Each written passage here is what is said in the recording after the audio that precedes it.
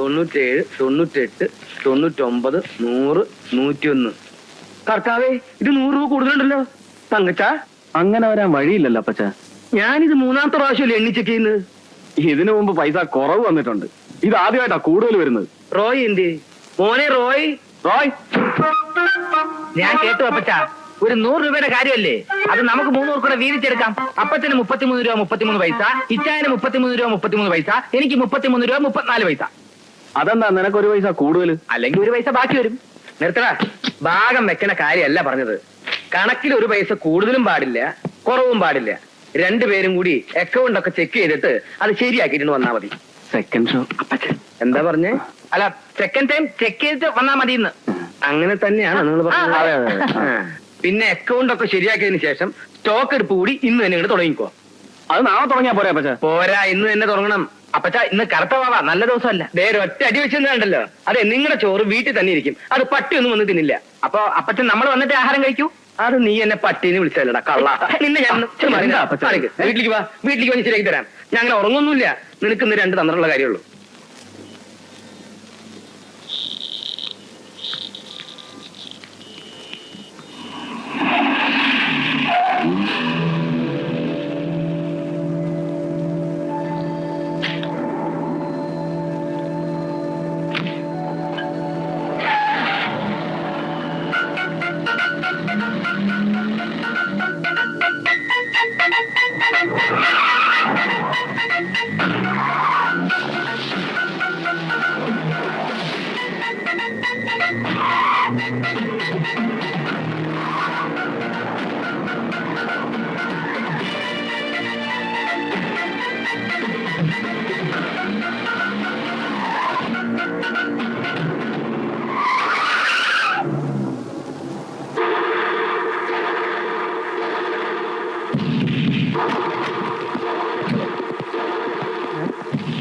बाहर आ जाइए साहब.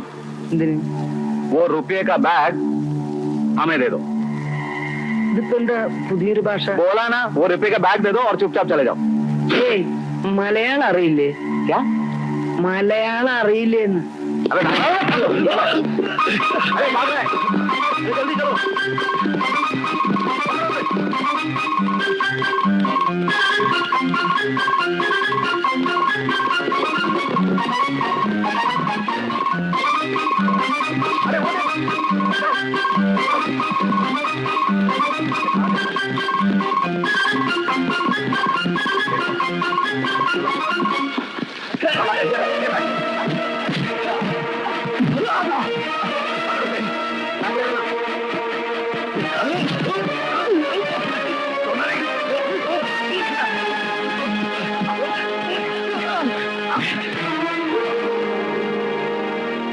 मारो उनको.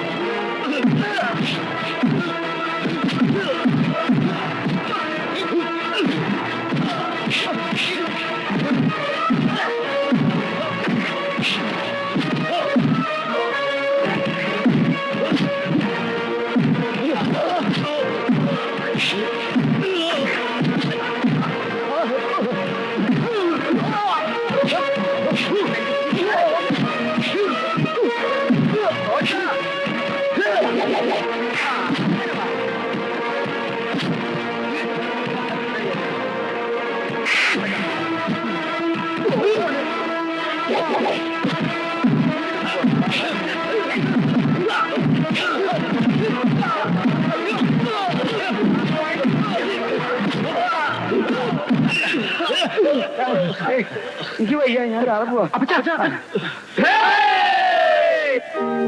കർത്താവെ അനുഗ്രഹിക്കണമേ. മിശിഹായെ അനുഗ്രഹിക്കണമേ.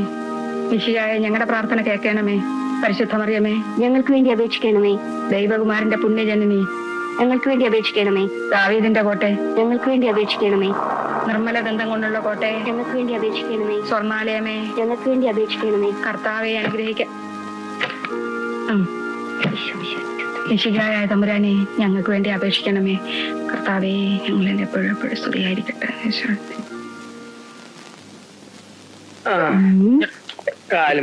മുതലാളി ഇന്നും നല്ല കണ്ടീഷനിലാ വരവ്. എന്നതാ ഇത്? എന്റെ കർത്താവെ, ഇതിനെ കൊണ്ട് ഞാൻ തോറ്റു. ഇനി മേലെ കുടിക്കേടാന്ന് പറഞ്ഞ് സത്യം ചെയ്തേച്ചല്ലേ ഇന്ന് കാലത്തെ തുണിക്കടയിലോട്ട് പോയത്. ശവത്തി കുത്താതെ അമ്മച്ചി. അപ്പച്ചൻ ബ്രാൻഡി വാങ്ങിക്കാനായിട്ട് ബാറിലോട്ട് പോകുന്ന വഴി അജ്ഞാതരായ ഒരു സംഘം ഗുണ്ടകള് അതിദാരുണമായി ആക്രമിച്ചു. എന്റെ ഈശോയെ, എന്നിട്ട് വല്ലതും പറ്റിയോ? പേടിക്കാനൊന്നുമില്ല, ഒന്നും പറ്റിയിട്ടില്ല അമ്മച്ചി. എന്തിനായിച്ചാ കള്ളം പറയുന്നത്? ഞങ്ങൾ തക്ക സമയത്ത് ചെന്നില്ലായിരുന്നെങ്കിൽ അവന്മാരെല്ലാം കൂടി അപ്പച്ചനെ ഇടിച്ച് കൊന്നേനെ. എന്ന് പറഞ്ഞാ പിന്നെ അപ്പച്ചൻ അങ്ങനെ വല്ലതും സംഭവിച്ചു പോയിരുന്നെങ്കിൽ അമ്മച്ചിക്ക് ഉണ്ടാകുന്ന ദുഃഖം അപ്പച്ചൻ ഒന്ന് ആലോചിച്ച് നോക്കി. നമ്മളെല്ലാവരും കൂടി അനാഥരായി അപ്പച്ചന്റെ കുഴിമാറത്തിൽ എന്നും വിളക്കും കെട്ടി.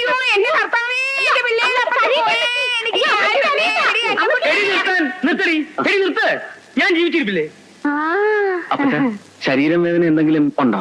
അങ്ങനെ ഉണ്ടെങ്കിൽ ചാരായിട്ട് പച്ചമുട്ട എടുത്ത് കലക്കി കുടിച്ചാൽ മതി, മാറും. ഈ നേരത്തിന് ചാരായ എവിടുന്ന് കിട്ടാനാ? കിട്ടുമോ? മനസ്സിൽ വെച്ചാ മതി. അയ്യടാ, ഇനി അതിന്റെ പേരും പറഞ്ഞ് ചാരായം കുടിക്കാവുന്നതായിരിക്കും. ചാരായ ഒന്നും വേണ്ട അപ്പച്ചാ. 3-4 കാഞ്ഞിരം കുരുവും 4-5 പാവയ്ക്കയും കുറച്ച് ഇഞ്ചിയും കൂടെ ആവണക്കെണ്ണയിൽ അരച്ച് കലക്കി കുടിച്ചാൽ മതി.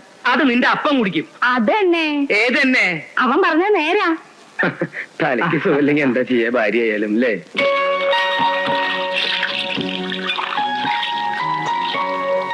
ഇതാ ചുങ്കത്തറക്കാരുടെ പണിയാ. അവന്മാരല്ലാതെ വേറെ ആരാ നമുക്ക് ശത്രുക്കള്? ഏതായാലും അടിക്കാൻ വന്നവരാരും ഈ നാട്ടിലുള്ളവരല്ല. ഇവിടെ ഉള്ളവരാകുമ്പോ നമ്മൾ തിരിച്ചറിയില്ലേ? അതിനാ ബോംബെന്ന് ഗുണ്ടകളെ ഇങ്ങോട്ട് ഇമ്പോർട്ട് ചെയ്തത്. ബിസിനസ്സിലെ ചുങ്കത്തറക്കാർക്ക് നമ്മളെ ഓവർടേക്കാൻ പറ്റാത്തടത്തോളം കാലം അവരുടെ വൈരാഗ്യം ഇങ്ങനെ തന്നെ നിലനിൽക്കും. ഇനിയിപ്പോ വരുന്നിടത്ത് വെച്ച് കാണാം, അല്ലാണ്ട് എന്നാ ചെയ്യാന്? അല്ലേ ചായ, നമുക്ക് സ്വയരക്ഷയ്ക്ക് ഒരു പെർമനന്റ് ഗുണ്ടാസംഘം ഉണ്ടാക്കിയാലോ? Inchakkadan Black Cat Commandos. എന്തോ ബ്ലാക്ക് കാറ്റ് കമാൻഡോസ്? നിനക്ക് നല്ല ക്ഷീണമുണ്ട്, കിടന്നുറങ്ങും. ഇച്ചാൻ എന്തെങ്കിലും ഐഡിയ തോന്നുന്നുണ്ടോ? ഓടാൻ നോക്കടാ, അതാ നല്ലത്.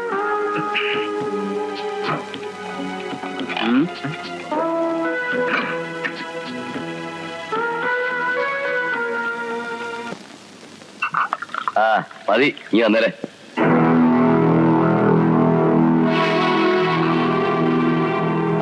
കൂലിക്ക് തല്ലാൻ പോലും നല്ല ആൾക്കാരെ കിട്ടില്ലെന്ന് വെച്ചാ ഇന്ന് തന്നെ അവന്മാരെ പറഞ്ഞു വിട്ടേക്ക്. നമ്മളാണ് ഇതിന്റെ പുറകിലെന്ന് ആ ഇഞ്ചക്കാരൻ അറിയണ്ട. അയാൾ മർച്ചന്റ് അസോസിയേഷൻ പ്രസിഡന്റാ. പുറകെ നിൽക്കാൻ ആളുകൾ കാണും. നമ്മളാണെന്ന് അനുമാർക്ക് ഒരു സംശയമില്ല അങ്ങളെ. അതിനല്ലേ ബോംബെ നാളെ കൊണ്ടുവന്നത്. സോഡ എടുക്കാൻ പോയിട്ട് പിന്നെ എവിടെ പോയി? ഇവിടെ ലോനപ്പാ, ലോനപ്പാ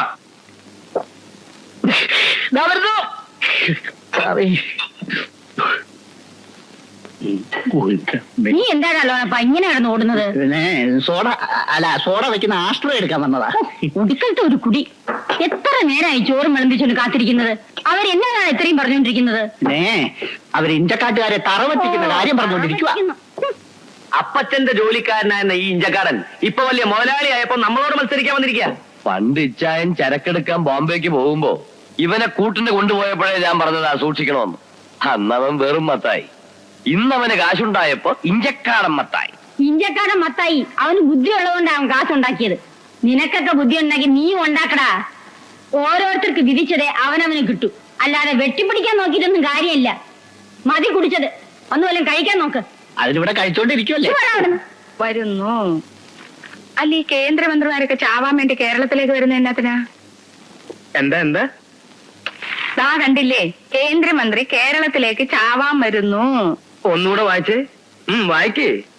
കേരളത്തിലേക്ക് കേന്ദ്രമന്ത്രി എന്താ ചാവാൻ വരുന്നു. ഒറ്റ അടി വെച്ചെന്നല്ല, കണ്ണടി വെച്ചുള്ള ഇരിപ്പുണ്ടോ? ഞാനൊന്ന് വായിക്കട്ടെന്ന്. കേന്ദ്രത്തിൽ നിന്ന് നിന്റെ അപ്പം കേരളത്തിലേക്ക് ചാവാൻ വരില്ലേ? കാണാനും വയ്യ. കാണാൻ വയ്യ. നീ അടക്കളയിലേക്ക് റെഡിയല്ലേ? നമുക്കിറങ്ങാം. നിങ്ങൾ പോയിക്കോ, ഞാൻ പുറകെ വന്നോളാം. അത് പറയാൻ പറ്റുകയില്ല. ആ ചുങ്കത്തറക്കാർ രണ്ടും കൽപ്പിച്ച് ഇറങ്ങിയിരിക്കുക. എന്ന് വെച്ച് പുറത്തേക്ക് ഇറങ്ങാതിരിക്കാൻ പറ്റുമോ? എന്തും ചെയ്യാൻ പഠിക്കാത്തവരാ. വല്ലതും സംഭവിച്ചിട്ട് പിന്നെ വല്ലതും പറഞ്ഞിട്ട് കാര്യമുണ്ടോ? നിങ്ങൾ ഒറ്റയ്ക്ക് പോയാൽ ശരിയാകുകയല്ല. എന്റെ കാര്യം അവിടെ നിൽക്കട്ടെ. നിങ്ങൾക്ക് പേടിയുണ്ട്? ഉണ്ട്. അപ്പച്ചൻ ഇനി അവരുടെ കയ്യിൽ നിന്ന് ഇടികൊള്ളൂന്ന് ഞങ്ങൾക്ക് പേടിയുണ്ട്. ഓക്കെ, അത്രയല്ലേ ഉള്ളൂ. എന്നാ നമുക്ക് ഒരുമിച്ച് ഇറങ്ങാം. ഇടി കൊള്ളുമ്പോഴേ നമുക്ക് 3 ആൾക്കും പങ്കിട്ടെടുക്കാം. നീ വെള്ളം തിളപ്പിച്ചു വെച്ചേക്ക്. 3 ആൾക്കും വൈകുന്നേരം കിഴി പിടിക്കേണ്ടതാ. എന്റെ ദൈവമേ, പുറത്തേക്ക് ഇറങ്ങുമ്പോ ചൂലും പിടിച്ച് നിൽക്കണ ഇന്ന് ഇനി ഒരു കാര്യവും നടക്കില്ല. ഞാൻ അകത്തേക്ക് പോവാ. എടി ചൂലേ, ആ ചൂലങ്ങോട്ട് മാറ്റി പിടിയടി. ഇതൊക്കെ നേരെ മുളക്കുന്നതിന് മുമ്പ് ചെയ്യാൻ മേലായിരുന്നോ നിനക്ക്? ചൂടാകാതെ അമ്മച്ചി. ഇന്നലെ ചൂലും കണി കണ്ടോണ്ട് ഇറങ്ങി പോയിട്ട് വല്ല കുഴപ്പമുണ്ടോ? നല്ല അസല് കച്ചവടമായിരുന്നു. ഈ ശകുനത്തിലൊന്നും ഒരു കാര്യമില്ല. അതന്നെ. ഏതെന്നെ ഈ ചൂലുകാരനാ ഇന്നലെ ഒരു പരിചയമില്ലാത്ത തെമ്മാടികളിൽ എനിക്ക് അടി കിട്ടിയത്. ഈ ശകുനത്തിലും കണിയിലൊക്കെ സ്വല്പം കാര്യമുണ്ട്. അതന്നെ. എന്ത് പറഞ്ഞാലും അതെന്നെ ഇതെന്നെ. നിനക്ക് വല്ല വിവരം പോത്തെ? ഓ, ഇത് ഞാൻ കുറെ വിവരമുണ്ട്. കള്ളക്കണക്കെഴുതാനല്ല വല്ല വിവരമുണ്ടോ? കള്ളക്കണക്കാണ് നിനക്ക് തിന്നാൻ തരാണ്ടല്ലോ. നീ എന്താ തട്ടിമുട്ടി എന്നും കടയിൽ പോണതിന് മുമ്പ് എല്ലാരും കൂടെ ഒരു സീൻ ഉണ്ടാക്കിട്ടാ പോകുന്ന വെച്ചാ അപ്പച്ചനും കണക്കന്നെ അമ്മച്ചും കണക്കന്നെ. സമ്മതിച്ചു. ഞങ്ങൾക്ക് നിന്റെ അത്ര വിവരമില്ല എന്ന് കൂട്ടിക്കോ. എന്തായാലും കുട്ടി അത് തന്നെ. എന്റെ ദൈവമേ,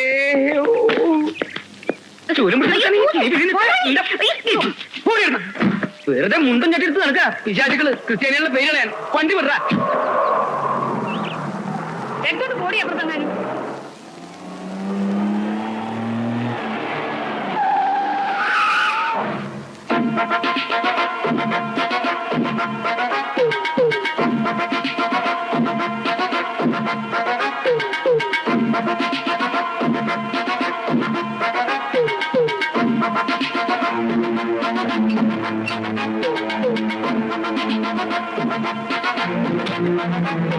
അങ്ങട്ടാ വേണ്ട, വണ്ടി വിട.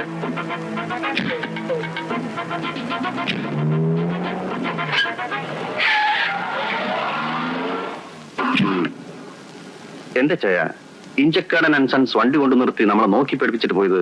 ഇനിയിപ്പോ ഗുണ്ടകളെ വെച്ച് നമ്മളാണെന്ന് അവർക്ക് വല്ല സംശയം തോന്നിയിട്ടുണ്ടാവും. എന്നാടാ ഇനി വരട്ടെ ചോദിക്കാൻ.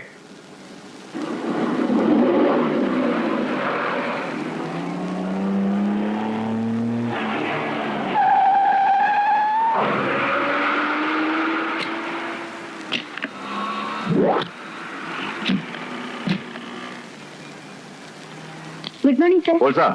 ആ ഡിസ്കൗണ്ട് സെയിൽസിന്റെ ബോർഡ് എടുത്ത് മാറ്റിയേ. ഓ, ഇത്തവണയും ക്രിസ്മസിന് നമുക്ക് സെയിൽസ് മോശം തന്നെയാ. അതെങ്ങനെ?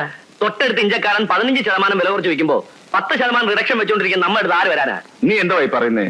10% കുറച്ചിട്ട് തന്നെ ഒരു വിധത്തിലാ നഷ്ടമില്ലാതെ അഡ്ജസ്റ്റ് ചെയ്ത് പോന്നെ. നമ്മളോട് കോമ്പറ്റ് ചെയ്ത് കഴിഞ്ഞ വർഷത്തെ സെയിൽസിന് നഷ്ടത്തിലാ.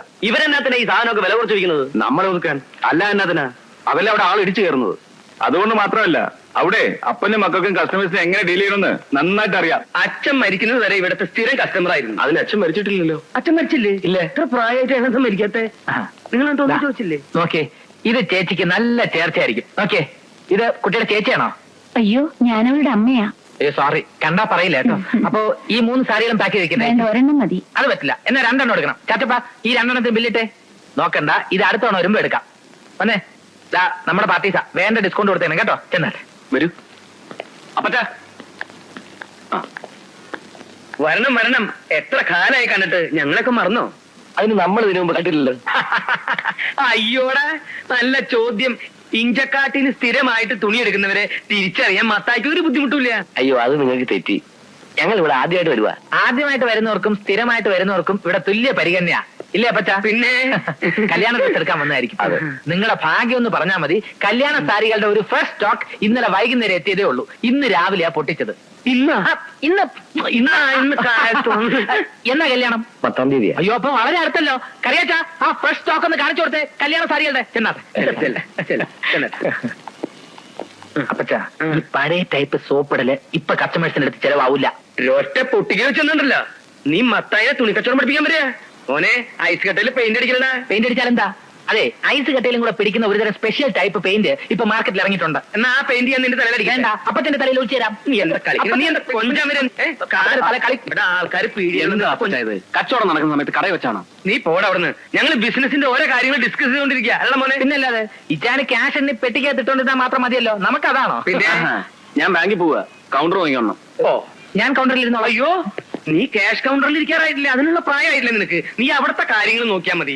ഈ കട കുറച്ചും കൂടി കാലം ഇങ്ങനെ കാണണമെന്ന് എനിക്ക് ചെറിയൊരു ആഗ്രഹമുണ്ട്. അതുകൊണ്ട് ഞാൻ പറഞ്ഞെന്നുള്ളൂ. പോടാ. അവിടെ ബില്ല് കിട്ടിയോ? ഇവിടെ സാരീസ് ഒന്നും ഇല്ലെന്നാ അബദ്ധമായോ? ഇവിടെ ആരോടും ഞാൻ ചോദിക്കായിരുന്നല്ലേ. അവിടെ ഉണ്ടെന്ന് തോന്നുന്നു. അവിടെയൊക്കെ ഷർട്ട്സ് അല്ലേ? എന്താ വേണ്ടത്? Saris, blouse piece, salwar kameez, churidar, readymade. ഇതെന്താ ഈ ഫുട്പാത്തിലെ കച്ചവടക്കാരെ പോലെ വിളിച്ചു പോകുന്നേ? അവരിതേപോലെയാണോ? എനിക്ക് ഈ ഫുട്പാത്തിലെ കച്ചവടക്കാരുമായിട്ട് വലിയ സഹവാസം ഇല്ലാത്തോണ്ട് അറിയില്ല. സോറി. അതെ, ഓവർ സ്മാർട്ട് ആവണ്ട കേട്ടോ. ഞങ്ങൾ കോളേജ് സ്റ്റുഡൻസാ. ക്ഷമിക്കണം, ഞങ്ങളും അത്യാവശ്യം കോളേജിലൊക്കെ പോയിട്ടുള്ളവർ തന്നെയാ. എന്താ കൂട്ടുകാർ ഷോപ്പിങ്ങിന് വന്നാണോ അതോ ഉടക്കാൻ വന്നാണോ?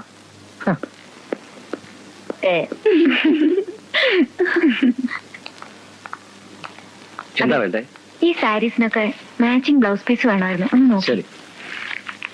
ആ, ഇതില് ദാ. ഇതിന്റെ ഡാർക്ക്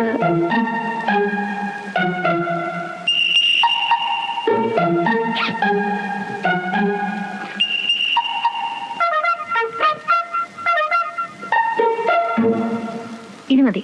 ആ. പാക്ക് ചെയ്തോളൂ. സാരി ഇങ്ങനെ അത് ആ തിന്നല്ലേ? ബില്ലൊക്കെ അവിടെ തരും. ആ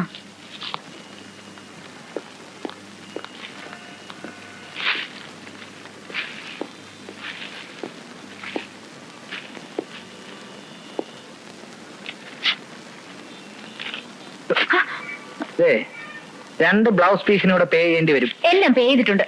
ഞങ്ങളുടെ അറിവോടുകൂടി എടുത്ത എല്ലാ ഐറ്റത്തിനും പേ ചെയ്തിട്ടുണ്ട്. പക്ഷേ വാട്ട് ഡു യു മീൻ? വെറുതെ ഇഷ്യൂ ഉണ്ടാക്കണ്ട. കൂട്ടുകാരികൾ ആരെങ്കിലും എന്തെങ്കിലും കട്ടെടുത്തിട്ടുണ്ടെങ്കിൽ അവരോട് അതിരുന്ന സ്ഥലത്ത് തന്നെ കൊണ്ടുവച്ചേക്കാൻ പറഞ്ഞേക്ക്. ആരും അറിയില്ല.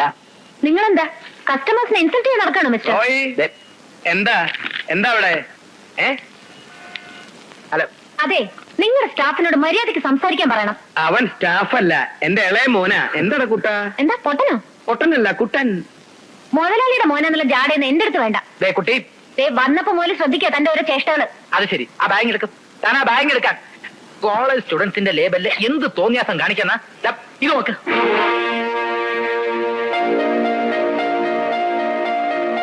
പൈസ തികയില്ലെങ്കിൽ അത് പറഞ്ഞാ പോരെ. ഈ കട്ട് പീസ് എന്നുള്ളത് കട്ടെടുക്കാനുള്ള പീസ് എന്ന് കരുതി കാണും അല്ലേ? ഈ രണ്ട് ബ്ലൗസ് പീസും കൂടെ ബില്ലിട്ടെ. മോനെ, കുട്ടികൾക്ക് നല്ല ക്ഷീണുണ്ടാവും. നല്ല കൂൾ ഡ്രിങ്ക്സോ എന്തെങ്കിലും ഒന്ന് മേടിച്ചു കൊടുത്തേ, കുടിക്കട്ടെ അവര്. സോറി. ആ, അത് മര്യാദയുടെ ഭാഷ. കൂട്ടുകാരികളെ തിരഞ്ഞെടുക്കുമ്പോ അല്പം കൂടി ശ്രദ്ധിക്കുന്നത് നന്നായിരിക്കും.